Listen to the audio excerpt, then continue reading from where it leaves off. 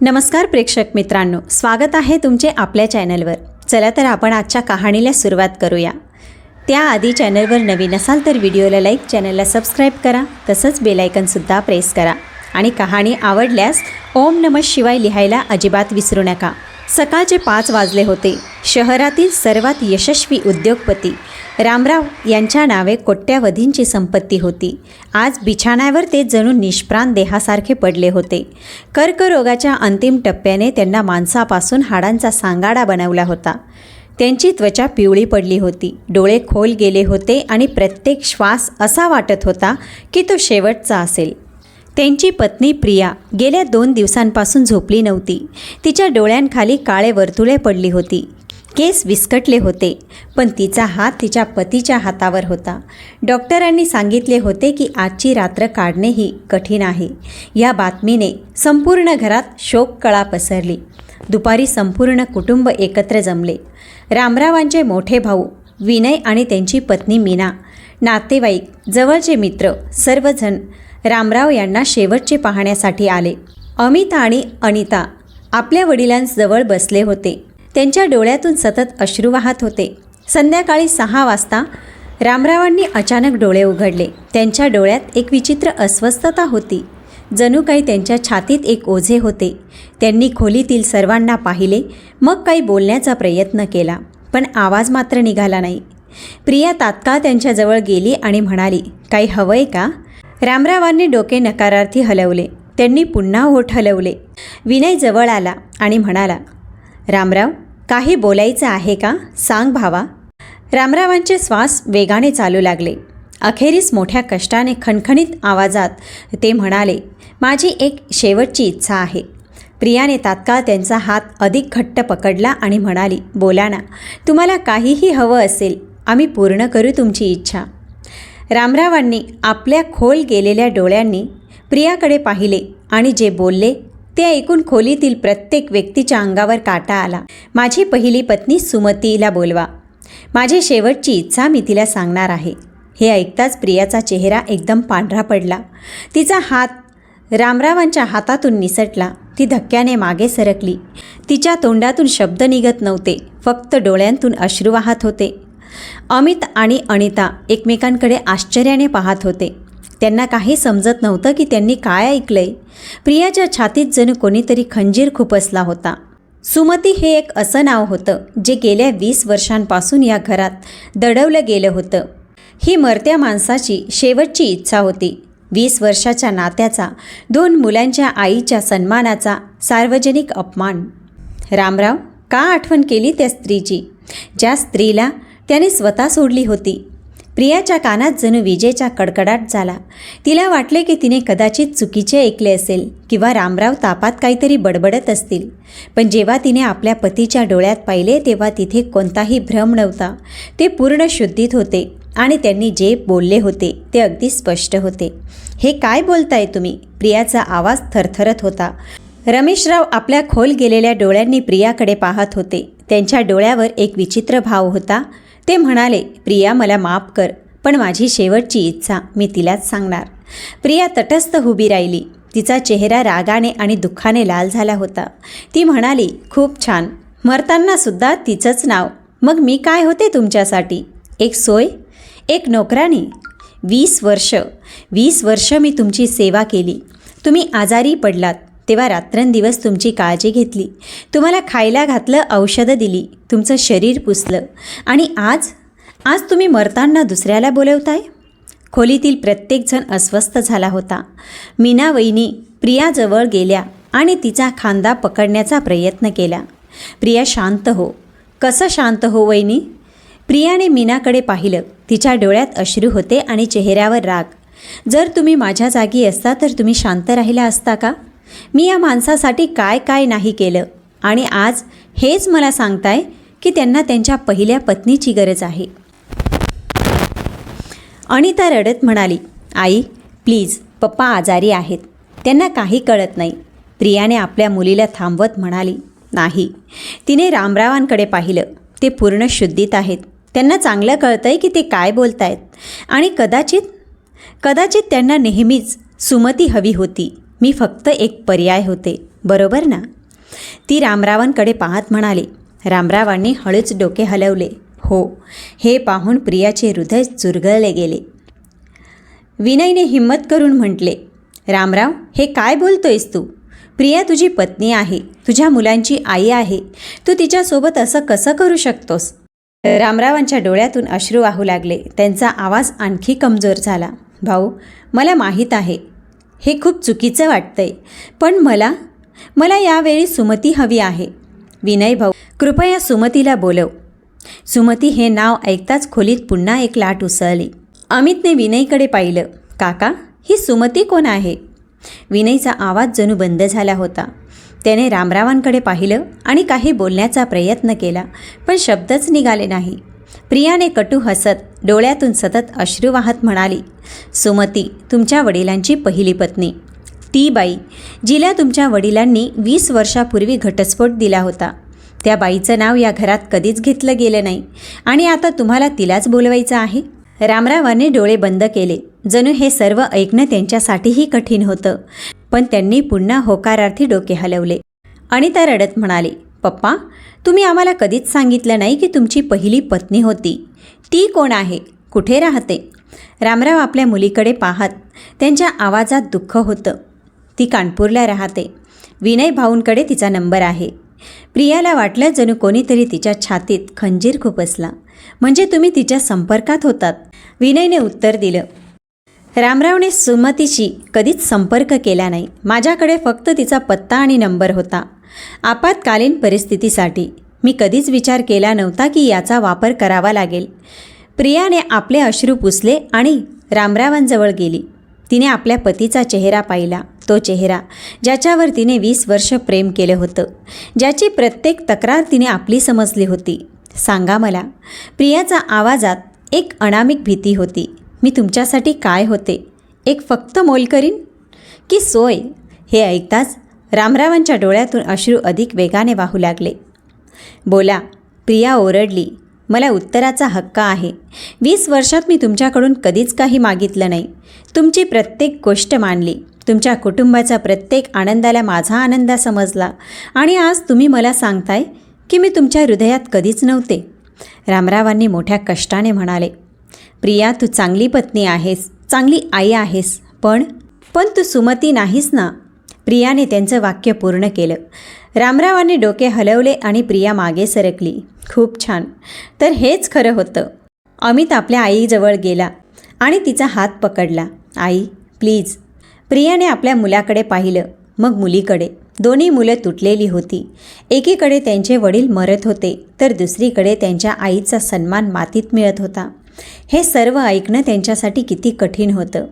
रामराव, सोडून दे हे सगळं. विनय पुन्हा म्हणाला, पण रामराव ठाम होते. त्यांनी विनयकडे पाहिलं. भाऊ, प्लीज सुमतीला फोन कर. माझ्याकडे जास्त वेळ नाही. प्रियाने खोलीच्या कोपऱ्यात जाऊन खिडकी बाहेर पाहिलं. तिच्या मनात एक तुफान चाललं होतं. तिने आपलं तरुणपण ह्या माणसाला दिलं होतं आणि आज शेवटच्या क्षणी तिला कळलं की ती नेहमीच दुसऱ्या क्रमांकावर होती. विनयने खिशातून फोन काढला. त्याने आपल्या डायरीत सुमतीचा नंबर शोधला. सर्वांच्या नजरा त्यांच्यावर होत्या. प्रत्येकाला जाणून घ्यायचं होतं की ती येईल का. विनयने नंबर डायल केला. फोनची रिंग वाजली. खोलीत शांतता होती. अचानक दुसऱ्या बाजूने आवाज आला, हॅलो. विनयला काही बोलण्याची हिंमतच झाली नाही. एका क्षणासाठी त्याची जीभ लटकली. सुमती, मी विनय बोलतोय, रामरावचा भाऊ. विनय जसा हे बोलला तसे दुसऱ्या बाजूला काही क्षणासाठी पूर्ण शांतता पसरली. इतकी खोलवर शांतता की विनयला आपल्या हृदयाचे ठोके ऐकू येऊ लागले. खोलीतील सर्वांचे श्वास थांबले होते. मग सुमतीचा कठोर आवाज आला, होय विनयराव, मला माहीत आहे तुम्ही कोण बोलताय. 20 वर्षानंतर कशी आठवण झाली? तिच्या आवाजात आश्चर्य नव्हतं, तर एक स्थिरता होती. विनयने खोल श्वास घेतला आणि म्हणाला, सुमती, रामराव खूप आजारी आहे. त्याला कर्करोग आहे, अंतिम टप्पा. डॉक्टरांनी सांगितलं आहे की आज रात्री, कदाचित उद्या सकाळपर्यंत. विनयचा आवाज भरला. पुन्हा तीच बर्फाळ शांतता. विनयला ऐकू येत होतं की सुमतीचे श्वास थोडे वेगवान झाले होते. मग स्वतःला सावरत ती म्हणाली, म्हणजे तुम्ही मला हे सांगण्यासाठी फोन केलाय की तो मरतोय? तिच्या आवाजात सहानुभूती नव्हती, तर एक प्रश्न होता. विनय म्हणाला, नाही. खरं तर रामरावची एक शेवटची इच्छा आहे. कोणती इच्छा? सुमतीने थेट विचारलं. विनयने डोळे बंद केले. हे सांगणं किती कठीण होतं. शब्द त्याच्या घशातच अडकले होते. त्याने हिंमत दाखवली आणि थरथर त्या आवाजात म्हणाला, तो आपली शेवटची इच्छा फक्त तुलाच सांगू इच्छितो. तो तुला यावेळी आपल्या जवळ बोलवत आहे. काही क्षण कोणतंही उत्तर आलं नाही. प्रिया भिंतीला टेकून उभी होती. तिचे अश्रू सुकलेले होते. तिच्या डोळ्यांचा फक्त विनयच्या फोनवर टक लावला होता. तिला ऐकायचं होतं की ती बाई काय म्हणेल. अखेरीस सुमतीचा आवाज आला आणि त्याच वेळी रामरावने पुन्हा आवाज दिला. विनय भाऊ, कृपया लवकर कर. माझ्याकडे जास्त वेळ नाही. दुसऱ्या बाजूने काही वेळ कोणताही आवाज आला नाही. मग सुमती म्हणाली, हे काय नाटक आहे? 20 वर्षानंतर? त्याने मला सोडलं होतं. त्याची दुसरी पत्नी आहे, मुलं आहेत. मग तो मला का बोलवतोय? विनय म्हणाला, मलाही समजत नाही आहे. पण ही एका मरत्या माणसाची इच्छा आहे. तो खूप आग्रह करतोय. तू येऊ शकतेस का? सुमतीने खोल श्वास घेतला. तिच्या आवाजात भावनांचा एक मिश्रण होतं. राग, दुःख आणि कदाचित थोडी उत्सुकता. ती म्हणाली, मला विचार करू दे. विनयने फोन कट केला आणि सर्वांकडे पाहिलं. प्रियाने विचारलं, काय म्हणाली ती? रामरावाने आपलं नवीन जीवन सुरू केलं होतं. सुमतीने पुन्हा कधीच लग्न केलं नाही. तिने आपलं दुःख आपल्या कामात बुडवलं. ती एक सामाजिक कार्यकर्ती बनली आणि तिने आपलं आयुष्य इतरांच्या सेवेत घालवलं. तिने एक NGO सुरू केला जो घटस्फोटित आणि त्याग केलेल्या महिलांना मदत करतो. वर्षांनंतर तिने आपलं दुःख स्वीकारलं होतं. तिने त्याला माफही केलं होतं. ती त्याला दोषी मानत होती म्हणून नाही, तर ती आपलं उर्वरित आयुष्य अगदी शांततेत जगू इच्छित होती. पण आता इतक्या वर्षानंतर तो पुन्हा तिच्या आयुष्यात येऊ इच्छित होता. तिची मैत्रीण आणि NGOची सहकारी मधूने तिला विचारलं, काय झालं सुमती? तू अस्वस्थ का दिसतेस? सुमतीने भारी मनाने सर्व काही सांगितलं. मधूने आश्चर्यानं विचारलं, काय? 20 वर्षानंतर? याचा आता काय अर्थ आहे? तू काय करणार? सुमतीने खिडकीबाहेर पाहत म्हणाली, मला नाही माहीत. मधू, एकीकडे मला इतका राग येतोय की मला ज्याचा चेहराही पाहायचा नाही, पण दुसरीकडे तो मरतोय आणि ही त्याची शेवटची इच्छा आहे. मधूने सुमतीचा हात धरला आणि म्हणाली, पहा, हा तुझा निर्णय आहे. पण जर तू गेलीस तर तू स्वतःला सांभाळू शकशील का? त्याची दुसरी पत्नी तिथे असेल, त्याची मुलं असतील. हे सर्व पाहणं तुझ्यासाठी खूप कठीण असेल. सुमती म्हणाली, मला माहीत आहे. पण मधू, मला अजूनही समजत नाही आहे की रामराव असं का करतोय. 20 वर्षानंतर मरताना तो मला का बोलवतोय? मधू म्हणाली, कदाचित त्याला आपल्या चुकीची जाणीव झाली असेल किंवा कदाचित तो तुझ्याकडून माफी मागू इच्छित असेल. सुमतीने डोके हलवलं आणि म्हणाली, किंवा कदाचित आणखी काही आहे जे आपल्याला माहीत नाही. तिने पुन्हा फोन उचलला आणि विनयला कॉल केला. विनयने तात्काळ फोन उचलला. हो सुमती, ती म्हणाली, विनयराव, मी येतीये. पण मला रामरावांशी आत्ता फोनवर बोलायचं आहे. विनय म्हणाला, ठीक आहे, 1 मिनिट. त्याने फोन रामरावच्या कानाजवळ ठेवला. रामरावांचा आवाज खूप कमजोर होता. सुमती म्हणाली, मी आहे रामराव. शेवटी तुला काय हवं आहे? 20 वर्षानंतर मला असं? रामराव म्हणाला, सुमती, मला तुझ्याशी काही बोलायचं आहे, खूप महत्त्वाचं. पण ते मी फोनवर सांगू शकत नाही. कृपया ये. सुमतीने विचारलं, हे तुझ्या दुसऱ्या पत्नीचा आणि मुलांचा अपमान आहे. तुला हे माहीत आहे का? रामरावच्या आवाजात दुःख होतं. मला माहीत आहे आणि मला याचा पश्चाताप आहे. पण सुमती, कृपया माझ्यावर विश्वास ठेव. तू आल्यानंतर सर्व काही समजेल. सुमतीने खोल श्वास घेतला आणि म्हणाली, ठीक आहे, मी उद्या सकाळच्या पहिल्या गाडीने येते. पण रामराव, जर हे काही नाटक असेल तर मी तुला कधीच माफ करणार नाही. तो म्हणाला, थँक्यू सुमती. फोन कट झाल्यावर खोलीत पुन्हा शांतता पसरली. प्रियाने विचारलं, मग ती येतीये? विनय म्हणाला, हो, उद्या सकाळी. प्रिया उपहासाने हसत म्हणाली, खूप छान. म्हणजे मी माझ्या पतीच्या अंत्यसंस्कारात दुसऱ्या क्रमांकावर आहे. अमित म्हणाला, आई प्लीज, ही पप्पांची शेवटची इच्छा आहे. रामरावची प्रकृती आणखीन बिघडत चालली होती. डॉक्टरांनी येऊन त्यांना काही औषधं दिली आणि सांगितलं, यांची प्रकृतीचा काही भरोसा नाही. जर रात्रभर टिकले तर हा चमत्कार आहे. रात्रभर कोणीही झोपलं नाही. प्रिया मुलांसह दुसऱ्या खोलीत गेली आणि रामरावांशी बोलायचं टाळलं. विनय आणि मीना रामरावजवळ राहिले. सकाळी 4 वाजता त्याने अचानक विनोदचा हात पकडला आणि म्हणाला, भाऊ, माझ्यानंतर प्रिया आणि मुलांचा सांभाळ कर. त्यांना कशाचीही कमतरता पडू देऊ नको. विनयच्या डोळ्यात अश्रू आले. तो म्हणाला, मूर्खासारख्या गोष्टी करू नकोस. रामरावने हसण्याचा प्रयत्न केला. आपण दोघंही जाणतो की हे खोटं आहे, पण भाऊ मला वचन दे. विनय म्हणाला, मी वचन देतो, पण रामराव मला सांग, हे सगळं काय आहे? तू सुमतीला का बोलावतोयस? तो म्हणाला, थोडा धीर धर भावा, उद्या सर्व काही कळेल. पण मला विश्वास आहे की सुमती आल्यानंतर प्रिया आणि मुलं समजून घेतील. सकाळी 9 वाजता एक जुनी टॅक्सी त्याच्या आलिशान बंगल्यासमोर येऊन थांबली. टॅक्सीचा दरवाजा उघडला आणि एक बाई बाहेर आली. ती सुमती होती. तिने साधी पांढरी सुती साडी नेसली होती. चेहऱ्यावर कोणताही मेकअप नव्हता. गळ्यात कोणतेही दागिने नव्हते. तिच्या चेहऱ्यावर वयाच्या खुणा स्पष्ट दिसत होत्या, पण तिच्या डोळ्यात एक विचित्र शांतता होती. जणू तिने आयुष्यातील प्रत्येक तुफानाला सामोरं जाणं शिकलं होतं. तिने एकदा बंगल्याच्या मोठ्या भिंतीकडे पाहिलं. हाच तो बंगला होता जिथे तिने आपल्या लग्नाची 10 वर्ष घालवली होती. या घराचा कोपरानं कोपरा तिच्या आठवणींशी जोडला गेला होता.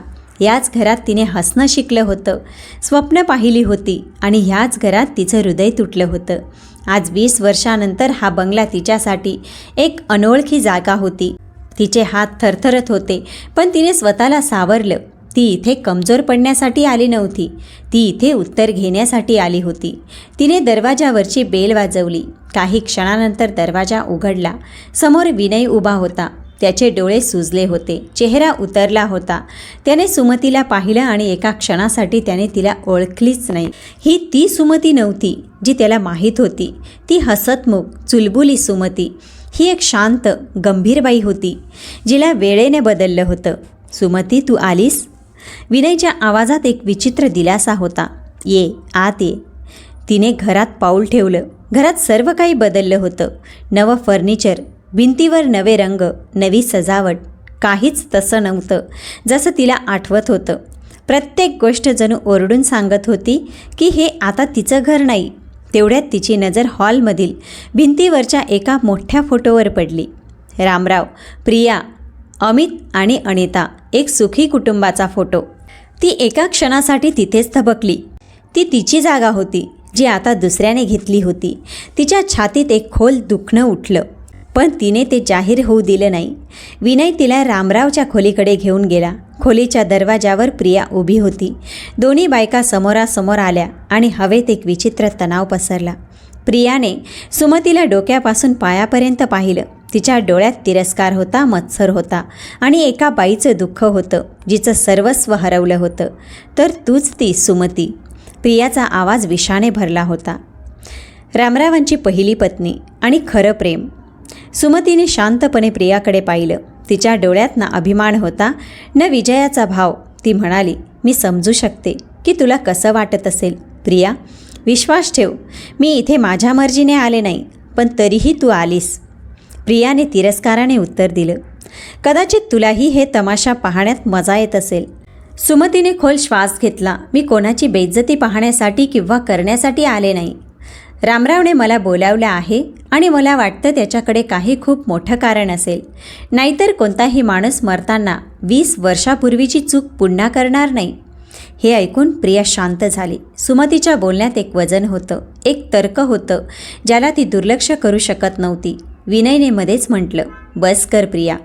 सुमती, रामराव तुझी वाट पाहतोय. तो रात्रभर खूप अस्वस्थ होता, तुझं नाव घेत होता. विनयच्या ह्या बोलण्याने प्रियाच्या छातीत पुन्हा एक खंजीर खुपसलं गेलं असं वाटलं. सुमती रामरावांच्या खोलीत गेली. आतलं दृश्य हृदयद्रावक होतं.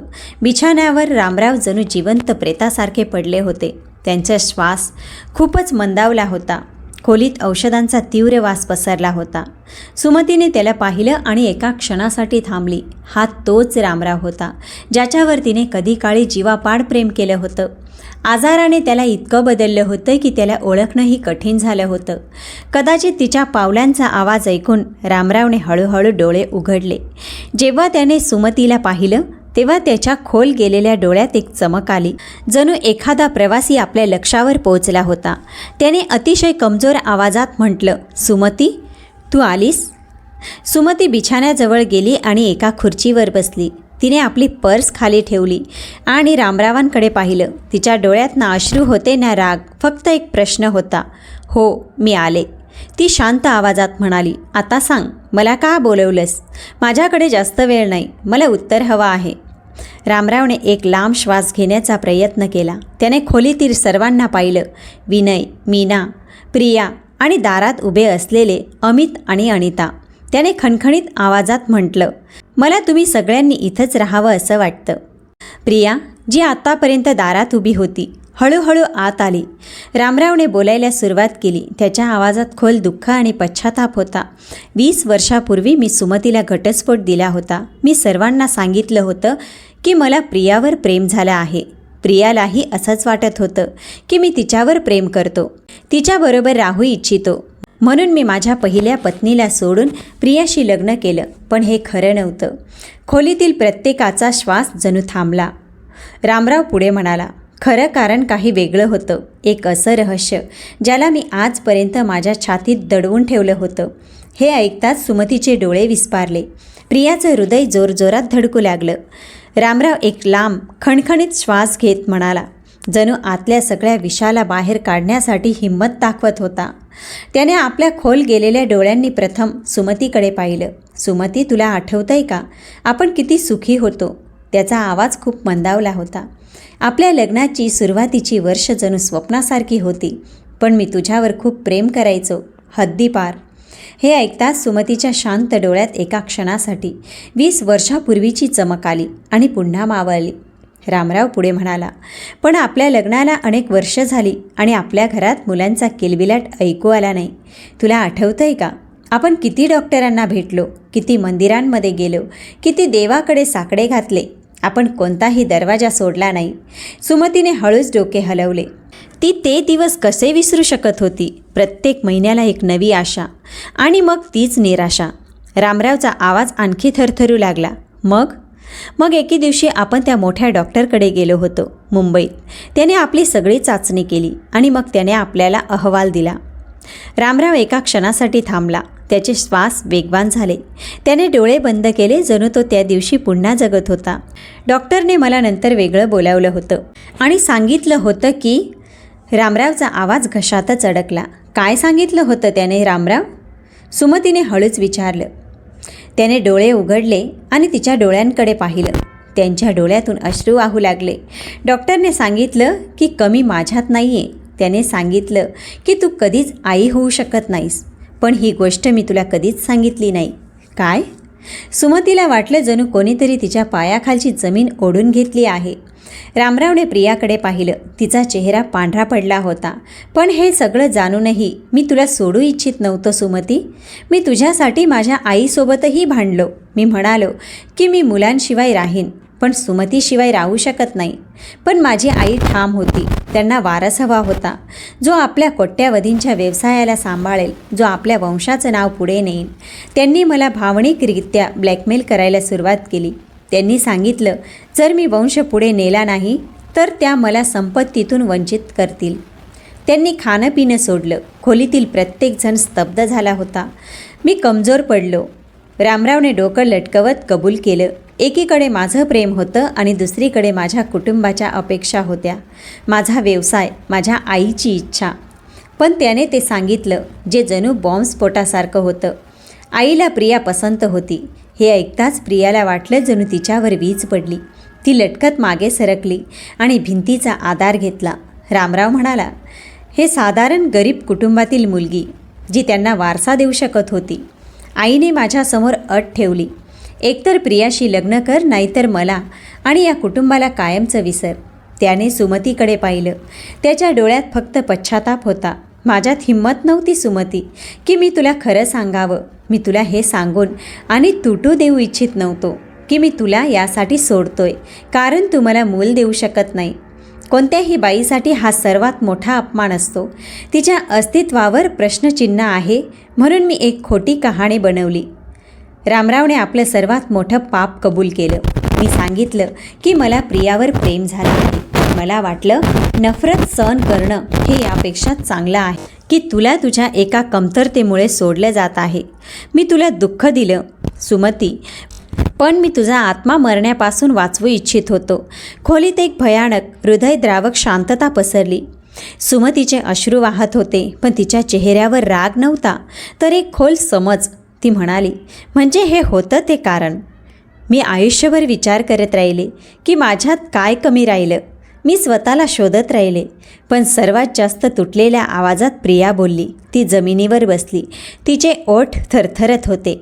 तिने रामरावकडे पाहिलं आणि तिच्या डोळ्यात फक्त एकच प्रश्न होता. एक असा प्रश्न ज्याने तिच्या संपूर्ण आयुष्याला एक थट्टा बनवलं होतं. म्हणजे माझं लग्न फक्त एक समझोता होतं. मी फक्त एक वारस जन्माला घालण्याचं यंत्र होते. तुम्ही माझ्यावर कधीच प्रेम केलं नाही. रामरावच्या डोळ्यातून अश्रू वाहत होते. प्रिया, मला माहीत आहे मी तुझ्यासोबत खूप मोठा अन्याय केला. तू यात पूर्णपणे निर्दोष होतीस. तू एक चांगली पत्नी आहेस, एक उत्तम आई आहेस. वेळेनुसार मी तुझा आदर करायला शिकलो. तू मला आवडायला लागलीस. पण माझं पहिलं प्रेम, माझं हृदय नेहमीच सुमतीकडे होतं. मी या अपराधबोधाने प्रत्येक दिवस जगलो. अमित आणि अनितासाठी हे ऐकणं काही कमी धक्कादायक नव्हतं. अमित हळूच म्हणाला, म्हणजे जर सुमती आंटी आई बनू शकल्या असत्या तर आम्ही ह्या जगात नसतो. हा प्रश्न जणू एक बाण होता, जो सर्वांच्या हृदयात खुपसला गेला. हा केवळ एक प्रश्न नव्हता, तर या संपूर्ण त्रासदायक नाट्याची भयावहता समोर आणणारा होता. रामराव म्हणाला, बाळा, हे खरं आहे आणि यासाठी मी प्रत्येक दिवस स्वतःची नफरत करतो. मी एका बाईच्या प्रेमाला दुसऱ्या बाईच्या आई बनण्याच्या क्षमतेनं तोललं आणि आज मी तुम्हा सर्वांकडून माफी मागतो. सुमतीने आपले अश्रू पुसले आणि रामरावांकडे पाहिलं. ती म्हणाली, रामराव, तू आज हे सर्व सांगितलंस, पण 20 वर्षात तू माझ्याशी एकदाही संपर्क केला नाहीस. तू मला अंधारात ठेवलंस. मी विचार करत राहिले की तुला खरंच मी नको होते. मी माझ्या दुःखासह जगायला शिकले. रामराव म्हणाला, मला माहीत होतं आणि मला याचा पश्चाताप आहे. पण सुमती, मी तुला कधीच विसरू शकलो नाही. जेव्हा मला कळलं की मी मरणार आहे, तेव्हा मी ठरवलं की मी माझ्या शेवटच्या श्वासापर्यंत या ओझ्याखाली जगू शकत नाही. तुला खरं जाणून घेण्याचा हक्क आहे आणि प्रिया आणि मुलांनासुद्धा. तेवढ्यात विनयने तो प्रश्न विचारला जो आता सर्वात महत्त्वाचा होता. आणि तुझी शेवटची इच्छा ती काय आहे? आता तर सुमती समोर आहे. सर्वांच्या नजरा पुन्हा रामराववर खेळल्या. रामरावने एक खोल श्वास घेतला, जणू आपली शेवटची सारी ताकद एकवटत होता. त्याने प्रथम सुमतीकडे पाहिलं, मग प्रियाकडे, मग आपल्या मुलांकडे, आणि मग त्याने ते शब्द उच्चारले ज्याने खोलीत पुन्हा एक भूकंप आला. माझी शेवटची इच्छा आहे की माझ्या मृत्यूनंतर माझ्या चितेला अग्नी माझी पहिली पत्नी सुमती हिने द्यावी. प्रियाच्या हृदयात जणू आणखी एक भूकंप आला. हा तिचा संपूर्ण अस्तित्वाचा, तिच्या ओळखीचा सर्वांसमोर अपमान होता. मग रामराव पुढे म्हणाला, कारण हिंदू परंपरेत जे चितेला अग्नी देतं ते सर्वात जवळचा मानला जातो. माझी इच्छा आहे की हे साऱ्या जगाला कळावं की तू माझी खरी पत्नी आहेस. तू ती आहेस जिला मी सर्वात जास्त प्रेम केलं. हा माझा तुझ्याकडून माफी मागण्याचा मार्ग आहे, जरी मला माहीत आहे की हे पुरेसं नाही. विनय म्हणाला, रामराव, हे सगळं इतकं सोपं नाही. सुमती, तू काय करणार? सुमतीने खोल श्वास घेतला. तिने प्रियाकडे पाहिलं, जी फरशीवर बसून रडत होती. मग तिने अमित आणि अनिताकडे पाहिलं, ज्या आपल्या आईवडिलांची अवस्था पाहून आतून तुटले होते. मग सुमती म्हणाली, रामराव, मी तुला खूप वर्षापूर्वी माफ केलं होतं. मी माझं दुःख सोडायला शिकले आणि पुढे गेले. आज तू जे खरं सांगितलंस ते ऐकून नक्कीच मला आतून दुःख होत आहे. पण तुझी काही कमजोरी होती. जे झालं ते झालं. मी तुला कधीच माफ केलं आहे. हे ऐकून रामरावाने दिलाशाचा श्वास घेतला. सुमती पुढे म्हणाली, पण रामराव, मी तुझ्या चितेला अग्नी देणार नाही. खोलीत सर्वजण आश्चर्यचकित झाले. रामराव म्हणाला, का सुमती, का नाही? तिने प्रिया आणि मुलांकडे इशारा करत म्हटलं, कारण हे चुकीचं आहे. प्रिया तुझी पत्नी आहे. गेल्या 15 वर्षापासून ती तुझ्यासोबत आहे. तिने तुझी सेवा केली आणि सर्वात महत्त्वाचं तिने तुला ती खुशी दिली, तो आनंद दिला ज्यासाठी तू मला सोडलं होतंस. तिने तुला मुलं दिली. ती तुझ्या मुलांची आई आहे. तिला तो सन्मान मिळायला हवा जो एका पत्नीचा हक्क आहे. प्रियाने सुमतीकडे आश्चर्याने पाहिलं आणि म्हणाली, तू माझ्यासाठी हे बोलतीयस? सुमती म्हणाली, मी तुझ्यासाठी नाही, सत्यासाठी बोलतीये. पहा प्रिया, आपण दोघी परिस्थितीच्या बळी आहोत. रामरावाने आपल्या कमजोरीत चुकीचा निर्णय घेतला, पण आता आपण याला पुढे घेऊ शकतो. मला नाही वाटत की तू आणि तुझी मुलं या अपमानातून जावं जे मी सहन केलं आहे. रामराव म्हणाला, सुमती त्याला थांबवत म्हणाली, नाही रामराव, तू आपलं खरं सांगितलंस आणि हे चांगलं झालं की तुझ्या हृदयावरील सगळं ओझं उतरलं. पण आता योग्य गोष्ट करायची वेळ आहे.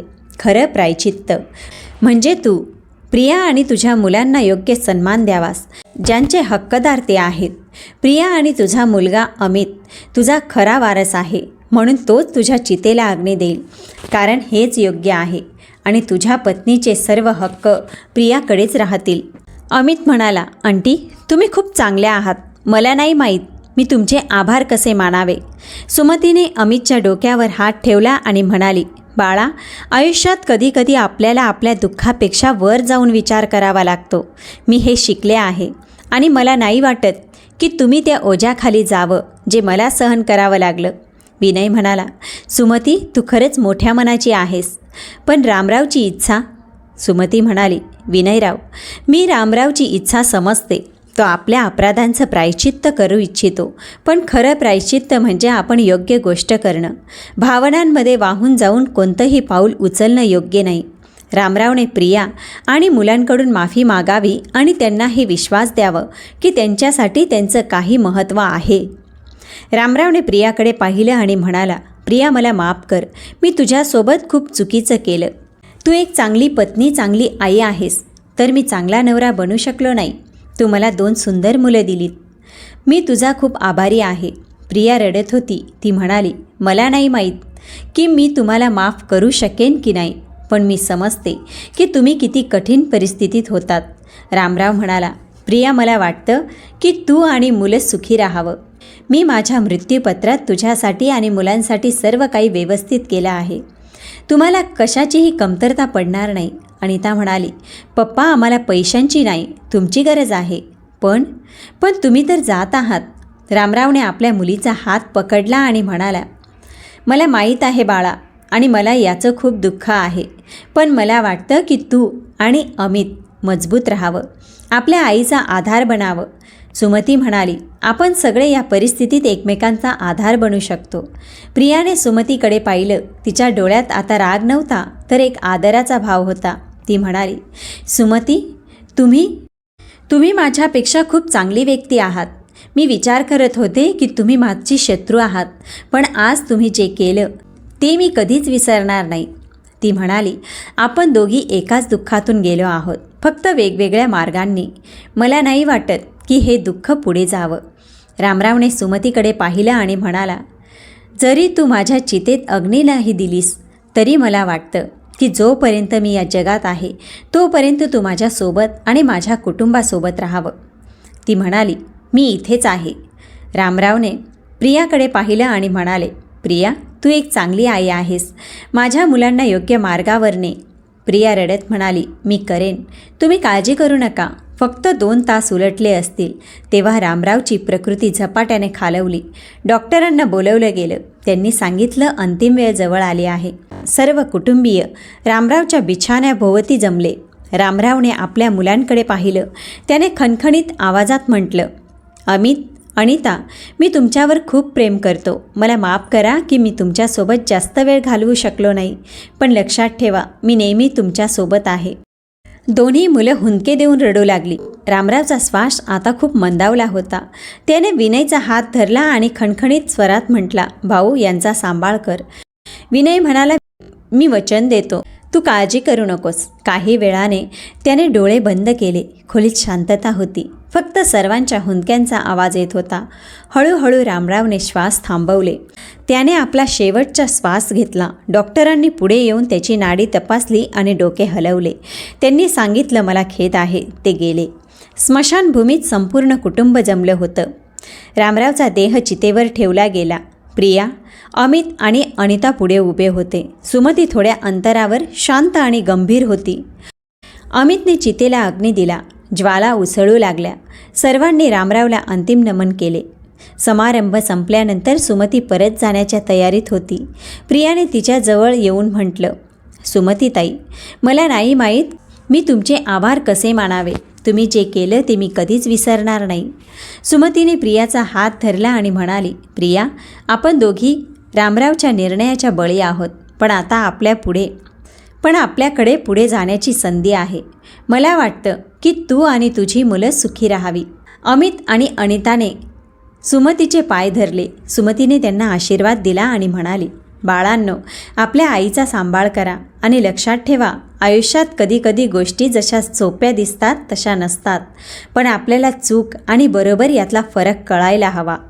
विनय म्हणाला, सुमती, तू खरंच महान आहेस.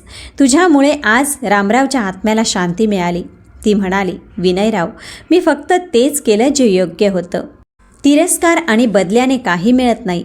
माफी आणि समजूतदारपणानेच आपण पुढे जातो. काही वेळाने अमित आणि अनिताला ढिगाणे प्रेम आणि आशीर्वाद देऊन, सर्वांना निरोप घेऊन, डोळ्यात पाणी घेऊन सुमती आपल्या घरी निघून गेली. जोपर्यंत सुमतीची टॅक्सी दृष्टिकोनातून नाहीशी झाली तोपर्यंत प्रिया रडत तिला पाहत राहिली. प्रेक्षक मित्रांनो, आशा आहे तुम्हाला आजची कहाणी आवडली असेल. जर का तुम्हाला आजची कहाणी आवडली असेल तर कॉमेंटमध्ये ओम नमः शिवाय लिहायला विसरू नका. तसेच व्हिडिओ शेअर करायला सुद्धा विसरू नका. चला तर भेटूया पुढच्या व्हिडिओत.